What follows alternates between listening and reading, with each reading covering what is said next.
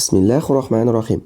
Assalomu alaykum hurmatli o'quvchilar. Bugun sizlar bilan Ustoz ko'makchi metodik markazi tomonidan ishlab chiqilgan 4 qismdan iborat 2-sinf matematika kitobining 3-qismidan 4-mavzu 35-darsimizni boshlaymiz.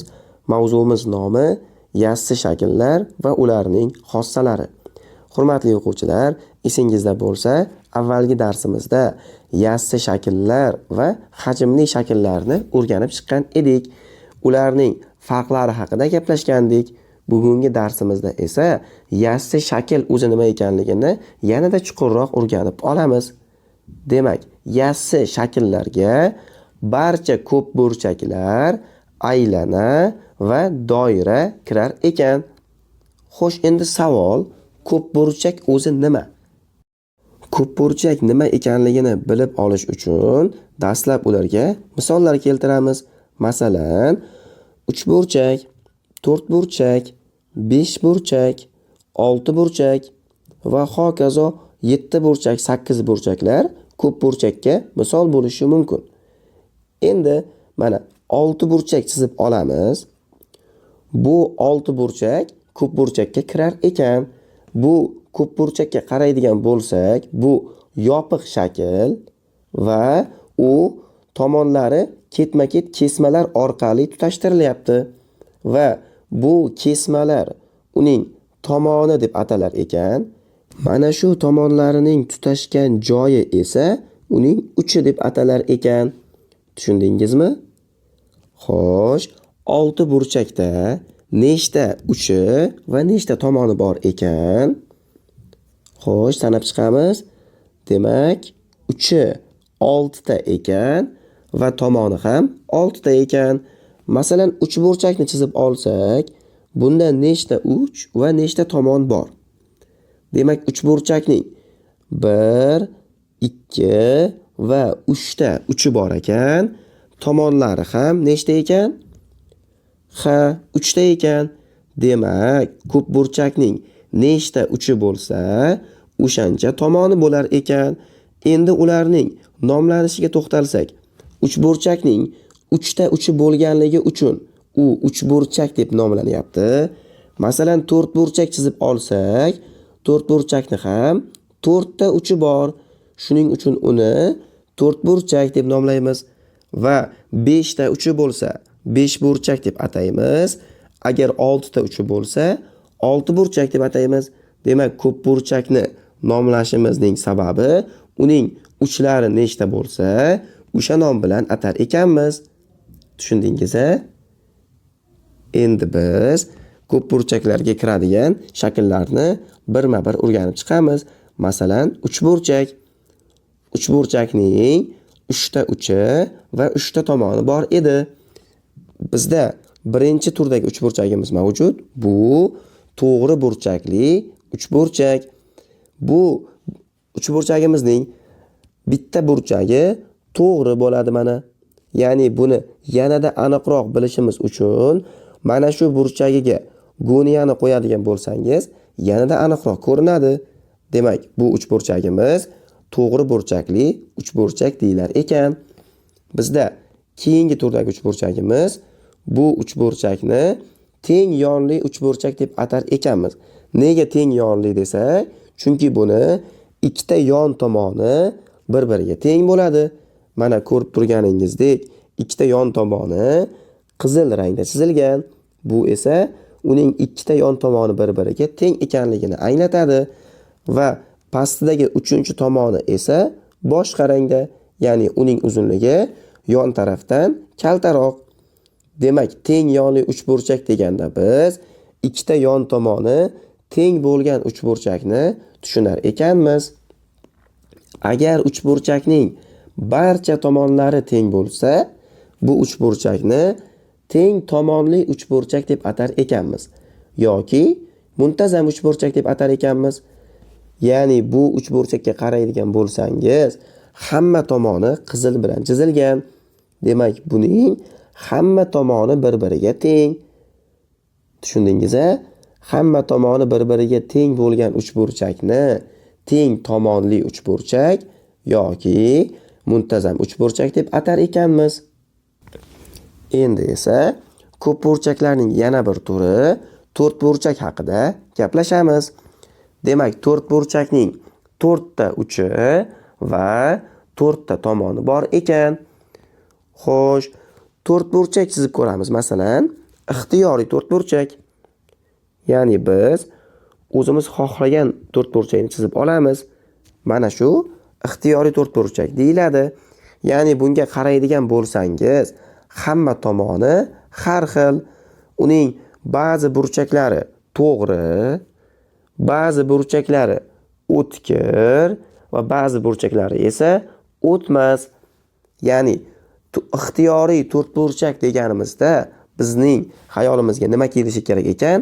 Uning hamma tomoni har xil, burchaklari ham bir xil bo'lmasligi kerak. Ya'ni ba'zi burchaklari to'g'ri bo'lyapti, ba'zi burchaklari o'tkir, ba'zi burchaklari o'tmas bo'lyapti. Tushundingiz-a? Mana shu bu ixtiyoriy to'rtburchak deyiladi. Endi bizda to'rtburchakning yana bir turi bor ekan. Bu to'g'ri to'rtburchak deb atalar ekan. Bu to'rtburchakning barcha burchaklari to'g'ri bo'lar ekan. Mana ko'rib turganingizdek, hamma burchagi to'g'ri va buning qarama-qarshi tomonlari bir-biriga teng bo'ladi. Ya'ni ko'rib turganingizdek, qarama-qarshi tomonlari mana qizil rangda berilgan. Demak, bularning uzunliklari teng bo'ladi. Va yana qarama-qarshi tomonlari ko'k rangda berilgan. Bular ham bir-biriga teng bo'ladi. Tushundingiz-a? Ya'ni uning qarama-qarshi tomonlari, uzunliklari bir-biriga teng bo'ladi va barcha burchaklari to'g'ri bo'ladi. Mana shu to'g'ri to'rtburchakning hamma tomonini tenglashtirib qo'ysak, demak, kvadrat hosil bo'lar ekan. Ya'ni to'g'ri to'rtburchakning hamma tomonini bir xil qilib chizadigan bo'lsak, kvadrat hosil bo'lib qolar ekan. Demak, buning hamma tomoni bir-biriga teng. Ya'ni hamma tomonini qizil rangda chizyapmiz mana. Demak, bu kvadrat deyilar ekan. Tushundingiz-a? Endigi o'rganadigan ma'lumotimiz aylana va doira. Demak, aylana va doirani ikkalasini ham sirkul yordamida chizsak bo'ladi va buni ko'p burchaklardan farqi bunda burchak va tomon degan tushuncha umuman bo'lmaydi. Tushundingiz-a?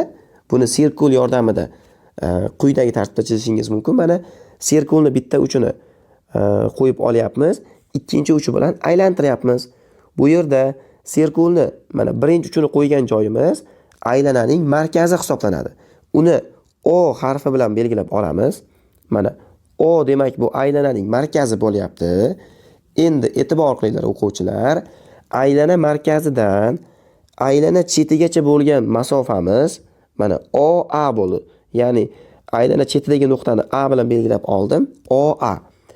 Bu OA kesmamiz bizda aylananing radiusi deb atalar ekan. Endi qarang, masalan O nuqtadan yana bitta chiziq tortsam, OS aylana chetigacha. OS ham aylananing radiusi deyilar ekan.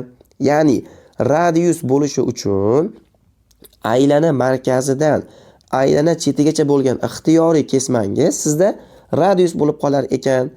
Tushundingiz-a?